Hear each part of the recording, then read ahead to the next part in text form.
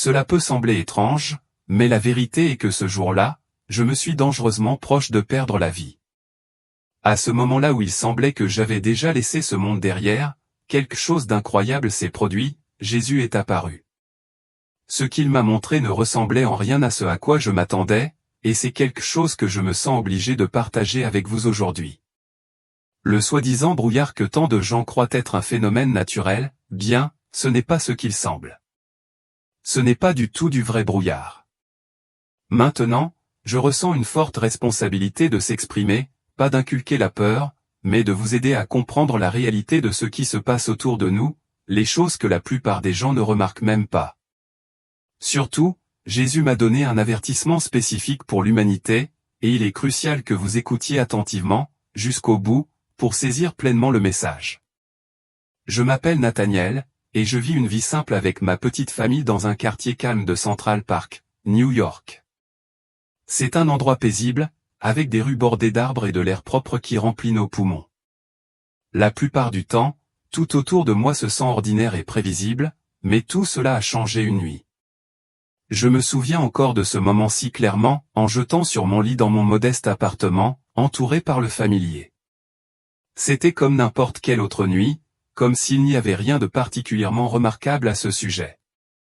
Mais quand je me suis endormi, tout s'est déplacé en un instant. Dans mon rêve, quelque chose que je n'aurais pas pu me préparer. Un brouillard dense a commencé à rouler dans la pièce. Mais ce n'était pas le brouillard que vous voyez à l'extérieur le matin. Non, c'était quelque chose de différent, quelque chose de plus sinistre, lourd et épais, qui recouvre tout sur son chemin. J'ai tendu la main pour me couvrir le visage, mais je ne pouvais rien voir. L'obscurité m'a entouré. Je ne m'étais jamais senti aussi complètement impuissant auparavant. Ensuite, un sentiment de panique suffocant m'a submergé. J'ai essayé de respirer, mais c'était comme si l'air même avait disparu. Il n'y avait rien, seulement un vide froid et écrasant pressant contre ma poitrine. Mon cœur a battu, battant plus vite que jamais, et j'ai pensé à coup sûr que je ne survivrais pas. C'est à ce moment-là que j'ai entendu quelque chose, un son que je ne pouvais pas expliquer. C'était le cri indubitable de mes parents, leur voix remplie de chagrin. Le son résonnait de quelque part dans la pièce, et plutôt que d'offrir un confort, il m'a rempli encore plus de peur. Que faisait-il ici? Pourquoi pleurait-il? Je me suis réveillé, trempé de sueur, mon cœur battant comme si je venais d'échapper à un cauchemar. J'ai essayé de secouer le sentiment, me disant que c'était juste un mauvais rêve. Mais la vie a continué comme d'habitude. Mon travail était exigeant et la fin de l'année est toujours un moment stressant dans mon travail en tant qu'employé des ventes. Il n'y avait pas de place pour m'attarder sur le malaise que je ressentais, et je suis passé à autre chose, poussant le sentiment obsédant profondément dans mon esprit. Puis, le matin du 18 décembre 2024, un froid s'est installé dans les airs, 40 degrés. Ma femme et moi conduisions vers le sud, venant de quitter Westbury. Nous avions l'intention de visiter un vieil ami, et tout semblait parfaitement ordinaire au début. Le voyage a commencé comme les autres, avec la routine banale du voyage. Mais ensuite, à 10h45, quelque chose d'étrange s'est produit. Le brouillard a commencé à se glisser. Mais plus nous avons conduit, plus il était épais. Ce n'était pas comme un brouillard que je n'avais jamais vu auparavant. Il tourbillonnait dans les airs comme de la neige, mais il n'est pas tombé. Les phares de ma voiture se sont allumés, mais la lumière a à peine traversé la brume blanche dense. C'était comme si un rideau étrange et brillant était descendu sur nous, brouillant tout autour de nous. Une sensation troublante s'est glissée sur moi, grandissant à chaque mile. J'ai roulé dans la fenêtre pour voir s'il y avait une odeur inhabituelle, car le brouillard transportait parfois l'odeur de la terre ou de l'humidité. Mais il n'y avait rien. L'air était complètement immobile. Pourtant, l'inconfort s'attarda, me rongeant. J'ai serré le volant fermement, mes yeux se serrant pour percer la blancheur à venir. « Oh mon Dieu » murmurai-je dans mon souffle, « s'il vous plaît, ne laissez pas quelqu'un s'arrêter soudainement, provoquant un accident de réaction en chaîne. » La tension dans ma poitrine a grandi et je ne pouvais pas secouer le sentiment que quelque chose n'allait pas. Ma femme était assise silencieusement à côté de moi pendant toute la route, mais ensuite, de nulle part, elle a parlé d'une voix qui sonnait contrairement à la sienne. « Hé, tu vois quelque chose flottant dans la brume ?» Je l'ai regardé avec confusion, mon regard se concentrait toujours sur la sombre route à venir. « Qu'est-ce que vous avez dit ?» ai-je demandé à nouveau, à peine capable de quitter les yeux du brouillard épaississant. « Comme un objet juste devant la voiture ? Ne le voyez-vous pas ? » J'ai jeté un coup d'œil au tableau de bord pendant un bref instant, en vérifiant la vitesse, puis je levai les yeux.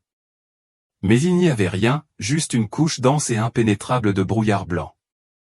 Pourtant, le malaise m'arrangeant, et un froid d'effroi s'est installé profondément à l'intérieur. « Il n'y a rien de mal, » dis-je, essayant de stabiliser ma voix. Mais au plus profond, chaque nerf de mon corps était sur le bord. Ma peau piquait comme si quelque chose d'invisible se rapprochait. Soudain, ma tête a commencé à se sentir étrange, puis mes yeux, ils ont commencé à fuir quelque chose, pas des larmes, pas du sang, mais un liquide froid et lisse. J'ai essuyé ma main contre mon visage et j'ai baissé les yeux, mais mon doigt était sec, sans rien montrer. Et puis c'est venu. Je ne pouvais rien voir sauf pour le brouillard tourbillonnant, mais je l'ai entendu, le cri de pneu, faisant écho à la brume comme un avertissement. La voiture s'est branchée violemment et j'en ai perdu tout le contrôle. Le temps semblait ralentir dans cet instant. J'ai entendu ma femme crier, senti les pneus glisser sous nous, puis tout s'est plongé dans une noirceur dévorante. Je ne sais pas ce qui s'est passé ensuite. Je ne sais pas si ma femme va bien, où je suis, ou même si je suis toujours en vie. Tout ce que je peux sentir maintenant, c'est un vide sans fin, avalant tout autour de moi. En un instant, j'ai réalisé quelque chose d'impossible. Je n'étais plus dans mon corps. C'était comme si j'étais devenu en apesanteur, comme une feuille transportée par le vent, dérivant sans but. J'ai baissé les yeux, mon corps était toujours dans la voiture, immobile, mais je n'étais plus là. L'espace autour de moi est tombé dans un silence si profond, qu'il était presque insupportable. Avez-vous déjà connu un silence absolu ? C'est écrasant, mais pas d'une manière terrifiante, d'une manière qui vous fait vous sentir complètement isolé. Je pouvais entendre mon propre rythme cardiaque, fort et clair, et puis, tout aussi soudain, il s'est arrêté. Ce silence n'était pas terrifiant, mais il n'était pas réconfortant non plus. C'était comme une pause éternelle, une suspension qui n'avait aucune fin. À ce moment-là, alors que mon âme dérivait, je pouvais presque sentir le brouillard à nouveau. Mais ce n'était pas un vrai brouillard. Cela ressemblait à quelque chose de bien plus sinistre, comme une petite créature invisible, m'énervant avec une silence terrifiante. Mais tu sais quoi ? Ce silence n'a pas duré. Quelque chose a changé. Pas le son, mais la sensation, une traction, douce mais inexorable, me tirant vers un endroit que je ne pouvais pas reconnaître. Et c'est à ce moment-là que j'ai réalisé ce qui m'a vraiment terrifié. Ce n'était pas l'accident. Ce n'était pas la mort elle-même.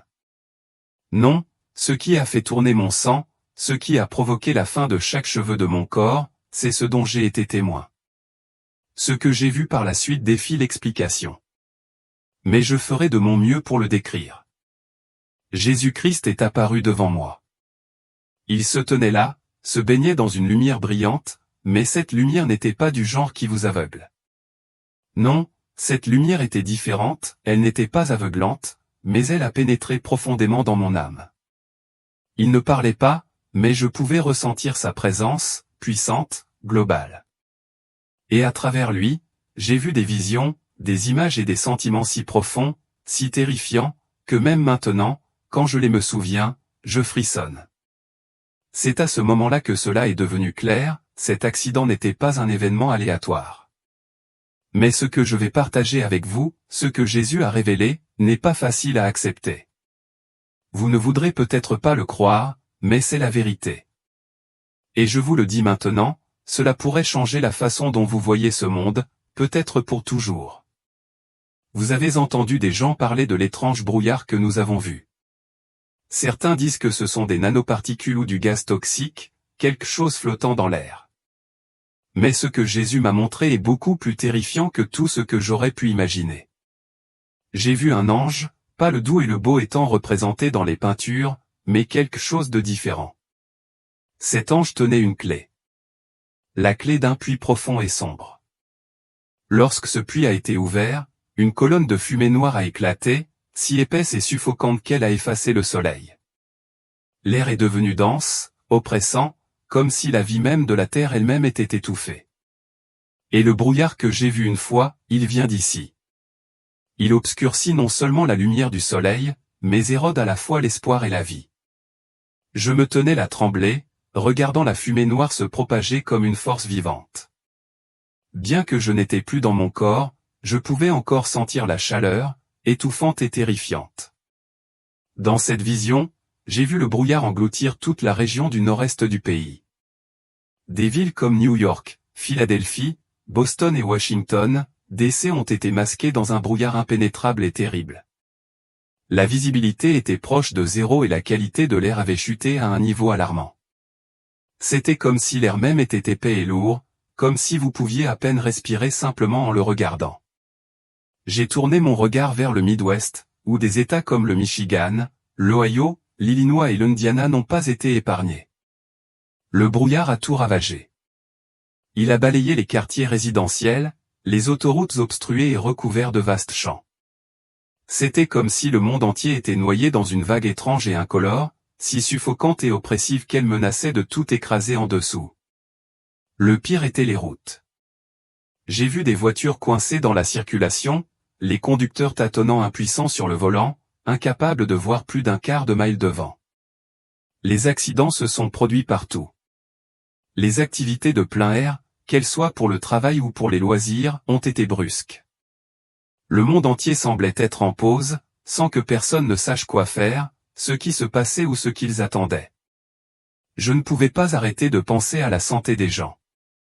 J'ai vu des personnes âgées tousser de façon incontrôlable, des enfants se serrant la poitrine, haletant pour l'air. Qu'en est-il de ceux qui avaient déjà des conditions respiratoires?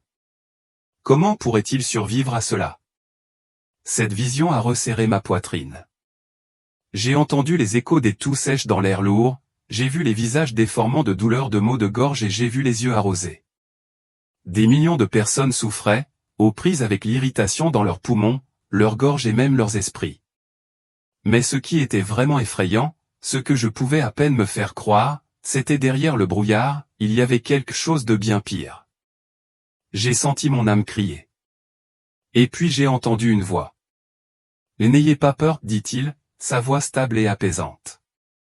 Je suis avec vous et je ne vous ai pas abandonné. » Les plus sombres.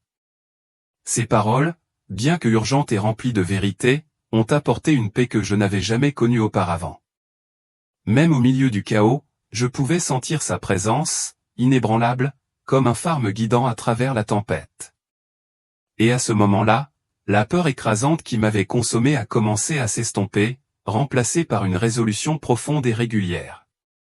Le brouillard, l'obscurité, les visions, les sauterelles, ce n'étaient que des manifestations de quelque chose de plus grand, quelque chose de beaucoup plus terrifiant, mais ce n'était pas toute l'histoire. Au milieu de tout ce jugement, il y avait encore un message, l'espoir existait toujours pour ceux qui le recherchaient. « Regardez-moi, continua Jésus. Bien que le monde puisse s'effondrer, mon amour pour vous restera. Vous devez choisir maintenant, face à la tempête à venir, que vous restiez avec moi ou que vous suiviez le chemin qui mène à la destruction. Le choix vous appartient. » Un profond sentiment d'urgence m'a saisi. C'était comme si le poids de l'éternité lui-même reposait sur la décision qu'on me demandait de prendre. Le monde qui m'entoure tremblait, mais selon les mots du Christ, j'ai trouvé la clarté, il y avait encore du temps, mais pas beaucoup. Alors que le brouillard s'épaississait et que le paysage autour de moi se dissout dans une brume d'agitation, je savais que tout ce que j'avais été témoin, chaque peur, chaque vision, était un avertissement. Et pourtant, dans ces avertissements, il restait une chance de rédemption. Les sauterelles, les phénomènes étranges, les calamités, ils faisaient partie de quelque chose de beaucoup plus grand, une bataille cosmique entre le bien et le mal. Et même si je me sentais insignifiant face à tout cela, j'ai également ressenti un appel profond et inébranlable pour partager le message que j'avais reçu, pour avertir les autres, pour leur dire ce qui allait arriver. J'ai tourné mon regard vers Jésus, et cette fois, je n'avais plus peur. Sa présence m'avait donné de la force. Son amour m'avait donné clarté. À ce moment-là, je savais que peu importe ce qui est venu ensuite, je resterai ferme dans sa vérité. Mon esprit, mon enfant, a-t-il dit. Ce que vous voyez n'est pas aléatoire. Tout a une raison et un but. J'ai écouté attentivement. Mon cœur semblait arrêter de battre. Dieu a poursuivi, le monde entre dans une phase importante où l'obscurité essaie de couvrir la lumière. Les êtres humains, entraînés par une cupidité insatiable, veulent toujours plus, jamais satisfaits de ce qu'ils ont. Ils veulent prendre, posséder, indépendamment des conséquences. Je me souviens clairement de ce sentiment, comme un choc pour mon cœur. Jésus a repris, en disant, « Mon enfant, c'est ce que vous avez vu dans votre monde. Permettez-moi de vous montrer. » Et à ce moment, je me sentais balayé dans un voyage à travers le temps et l'espace, comme si j'étais un visiteur, observant ma propre vie d'un point de vue bien au-delà du mien. Le monde dans lequel j'avais vécu, les choses que je pensais autrefois étaient normales, maintenant dépliées devant moi comme une histoire incroyable. Les images sont passées en morceaux, comme une bobine de film en marche inverse, mais si familière, si douloureuse. C'est alors que j'ai commencé à réaliser quelque chose que je n'avais jamais considéré auparavant. Les grandes entreprises technologiques, les noms que je croyais autrefois apporteraient un changement positif, prenaient maintenant lentement le contrôle de nous. La technologie, qui a été créée une fois pour aider l'humanité, s'était transformée en chaînes invisibles. Au lieu de développer des outils qui ont amélioré nos vies, ces entreprises ont produit des choses qui ont rendu les gens dépendants, nous gardant collés à nos écrans, distraits des choses importantes de la vie. Je me suis vu debout au milieu d'une foule. Tout le monde autour de moi était incliné, les yeux fixés sur leurs écrans. Personne ne se regardait. Personne n'a parlé. Personne ne partage des moments. Nous vivions dans un monde virtuel, ignorant les gens debout juste à côté de nous. Pire encore, nous avions oublié Dieu, perdu de vue le véritable but de la vie. Cette nouvelle perspective m'a fait réfléchir profondément. Tout semblait se précipiter devant moi comme une rivière Swift, et je me tenais là, impuissant à intervenir. Mais c'est dans cette immobilité que j'ai réalisé quelque chose que je n'avais jamais complètement saisi auparavant, quelque chose de profondément important, quelque chose que j'avais négligé. Jésus m'a alors montré le déclin de la foi, en particulier dans la religion. Il a souligné les pasteurs et les églises que je pensais autrefois être des lieux de paix, mais maintenant ils ne sont devenus plus que la tromperie. Ces gens ne me servent plus, a-t-il déclaré. Et ils poursuivent le pouvoir et la renommée. Ils ont utilisé mon nom comme un outil pour diviser la société, répandre la haine et les conflits. J'ai vu les églises bondées, mais il n'y a aucun sentiment de sainteté. Tout était devenu une formalité, et dans ces murs, j'ai senti l'absence de Dieu. Au lieu de guider ses enfants, les pasteurs ont cherché à profiter du nom de Dieu, faisant de l'argent avec la foi aveugle du troupeau. Une profonde tristesse m'a envahi alors que je témoignais de ce qui avait été autrefois des sanctuaires de foi s'est transformé en site pour la poursuite du pouvoir et de l'exploitation. Et puis, un autre choc a suivi. J'ai vu l'obscurité se propager, non seulement dans la religion mais dans toute la société. Ceux qui sont en puissance, les dictateurs, utilisaient la technologie comme outil de contrôle. Ils ont surveillé chaque action, nous suivant par la reconnaissance faciale et les systèmes de surveillance sophistiqués, ce qui rend impossible d'échapper à leur emprise. Maintenant, je vois les algorithmes de ce qu'ils sont, tools pour la polarisation. Ils ne nous rapprochent pas, ils ne créent que des bulles d'information, nous faisant vivre dans des mondes séparés, où nous n'entendons que ce que nous voulons entendre et voir seulement ce que nous voulons voir. Les arguments ne s'arrêtent jamais et la division continue de croître de plus en plus. Je me tenais là, me sentant comme si j'étais lié dans un monde où la lumière du jour était lentement consommée par l'obscurité. La liberté, la vérité et l'amour semblaient disparaître, et je ne savais pas s'il y avait quelque chose que je pouvais faire pour changer cela. Jésus soupira, son souffle comme une brise douce mais lourde. Ils ne viennent plus à moi, ne prient plus, ne lisent plus mes mots, a-t-il dit. À ce moment-là, j'ai regardé vers l'intérieur, me demandant depuis combien de temps depuis que je suis allé pour la dernière fois à l'église, depuis que j'ai prié pour la dernière fois, depuis que j'ai pris le temps d'écouter sa parole. J'avais honte. Les derniers jours avaient été consommés par le travail et les problèmes de la vie, et ce faisant, j'avais oublié les valeurs que je tenais autrefois. Je me suis souvenu de ces matins quand, au lieu de me réveiller et de passer du temps avec Dieu, je me précipite pour faire face aux demandes de la journée, pris dans mes propres problèmes. Une larme a coulé sur ma joue tandis que Jésus parlait à nouveau, « Je ne te blâme pas. Je veux juste que tu reviennes. » Ce sentiment a persisté. Il ne m'a pas jugé, il ne m'a pas condamné.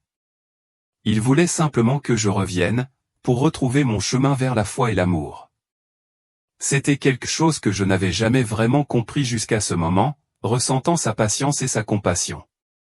Ensuite, une autre vision est apparue, une de la société que je connaissais.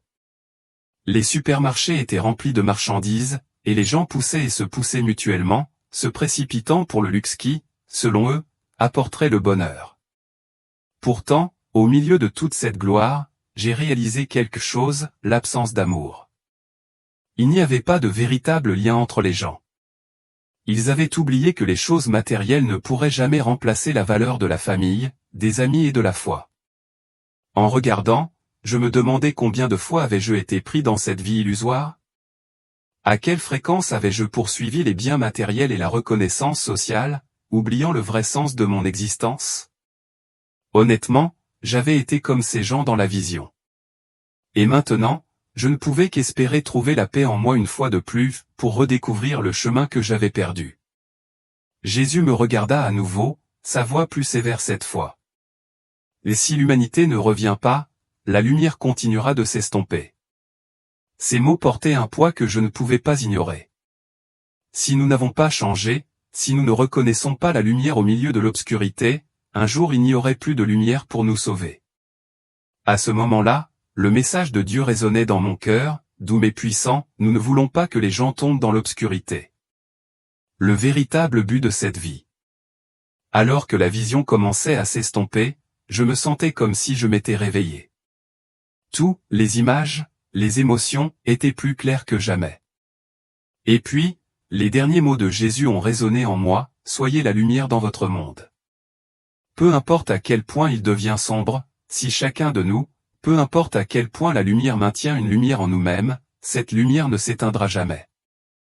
En effet, en tant que mauvais représentant des ventes, je comprends les visions que le Seigneur vient de me permettre de vivre. Les pandémies, les catastrophes naturelles et les guerres aggravent, provoquant la souffrance et le chaos à travers le monde. La pandémie Covid-19, une catastrophe mondiale, a coûté la vie à des millions de personnes. Ma famille et moi avons survécu, mais nous savons que beaucoup ne l'ont pas fait. Le taux de divorce augmente, les relations sont effilochées et mon frère cadet en est un exemple douloureux. Il s'est marié en 2023, a eu un enfant, mais maintenant, seulement un an plus tard, son mariage s'est terminé par le divorce. La violence armée continue de s'intensifier, en particulier ici aux États-Unis. Même dans ma propre entreprise, les employés se trahissent les uns les autres, révélant des secrets commerciaux aux concurrents. Ils sont prêts à tout pour de l'argent, même si cela signifie nuire à l'environnement, exploiter les autres et produire des biens contrefaits. Il y a même eu un moment où j'ai presque perdu mon emploi en raison d'une fausse accusation faite par un collègue. Je le vois plus clairement maintenant, les gens deviennent de plus en plus égoïstes et impitoyables, prêts à blesser les autres pour atteindre leurs propres objectifs. On dirait que la bonté dans ce monde s'estompe lentement. Mais écoutez, cette histoire n'est pas encore terminée. Après les visions que j'ai vues, il y a quelque chose d'urgence que je dois partager avec vous. Si nous ne nous repentons pas, qu'arrivera-t-il à ceux qui ne se repentent pas? À ce moment, Jésus a continué à parler, sa voix douce mais pleine de poids. Je ne veux pas que vous passiez par ces choses. Doivent revenir plus tôt. À ce moment-là, j'ai vraiment ressenti la tristesse dans sa voix. Dieu ne veut pas que nous souffrions, mais il doit agir selon la justice. Si nous persistons dans la mauvaise direction, il reviendra et ce jour ne sera pas facile pour ceux qui ne sont pas préparés. Il a poursuivi, le jour où je reviens sera une journée douloureuse pour ceux qui ne sont pas préparés, une journée terrifiante pour ceux qui ne se repentent pas. Et je ne veux pas que cela arrive à vous. Ces mots m'ont profondément frappé. Je pouvais ressentir le sérieux dans chaque mot qu'il a prononcé. Ensuite, je l'ai vu, pas comme la silhouette douce que je connaissais auparavant, mais maintenant sur un cheval blanc brillant. Il est appelé le fidèle et le vrai. La lumière de lui brillait partout, et personne ne pouvait le nier. Jésus est venu la première fois pour réaliser la prophétie du Messie, mais à son retour, ce sera pour accomplir la prophétie de sa seconde venue en jugement. Cette fois, il mettra fin à toute la méchanceté et l'anarchie que l'humanité a créée. Ce sera la bataille finale, la bataille d'Armageddon, la guerre entre les forces du bien et du mal. Les forces du mal rassembleront les nations, les conduisant sur le mauvais chemin. Ils se lèveront contre Dieu. Mais nous connaissons la vérité, Dieu triomphera. Il ne perdra jamais. En fin de compte, l'obscurité sera vaincue. Après cette victoire, le Seigneur établira son royaume de 1000 ans sur terre.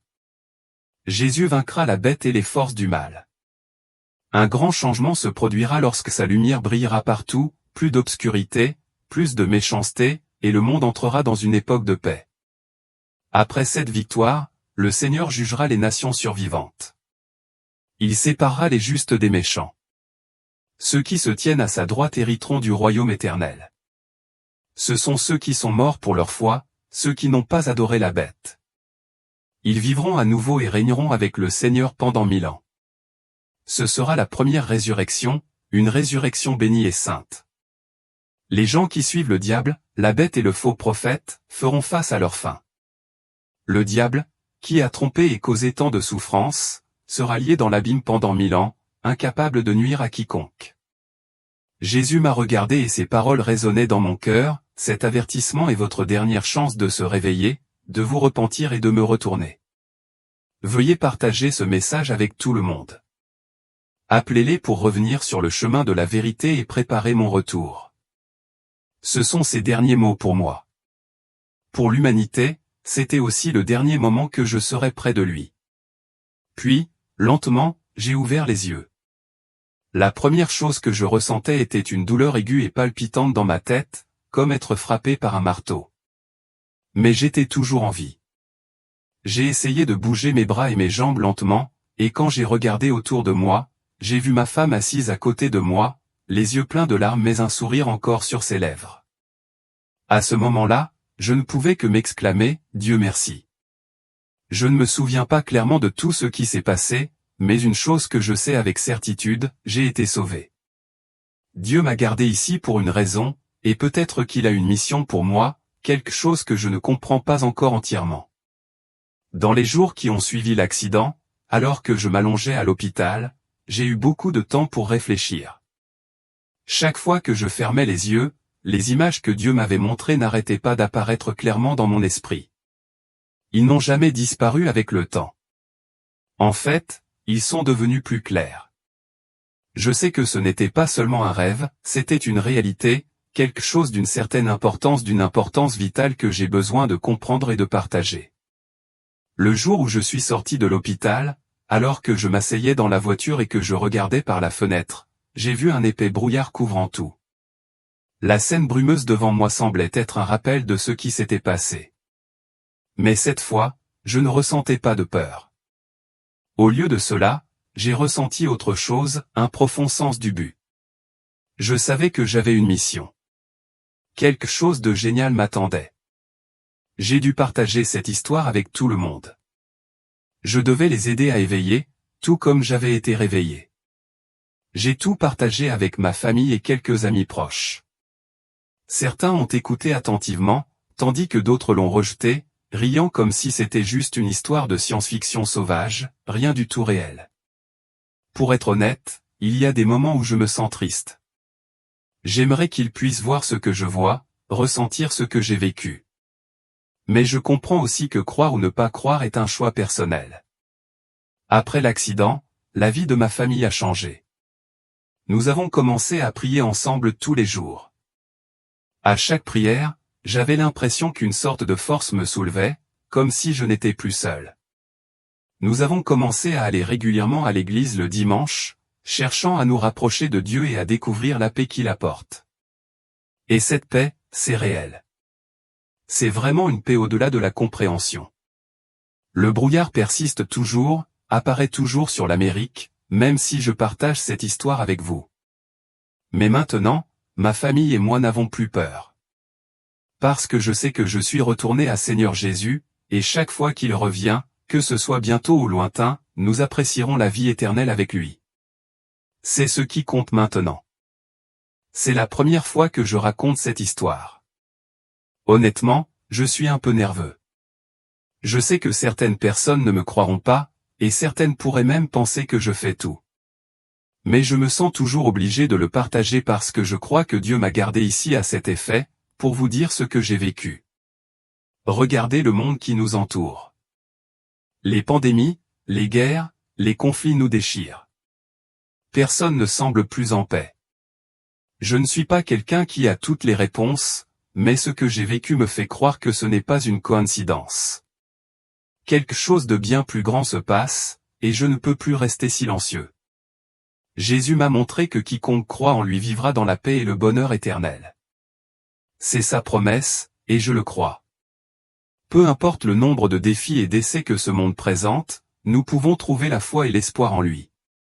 Je l'ai vu, et je crois qu'il n'abandonnera personne qui vient à lui avec un cœur sincère. Mais, amis, le temps s'épuise. N'attendez plus. Dieu est toujours là, attendant que vous reveniez. Mais vous devez faire un choix. C'est la dernière opportunité, et ce ne sera pas toujours là. Choisissez Jésus. Laissez derrière l'obscurité, laissez le péché et laissez sa lumière briller dans votre vie. Je ne dis pas cela pour forcer qui que ce soit, mais simplement pour vous rappeler que seul Jésus peut vous sauver. Je ne sais pas si vous croyez mon histoire ou non, mais ce n'est pas ce qui compte.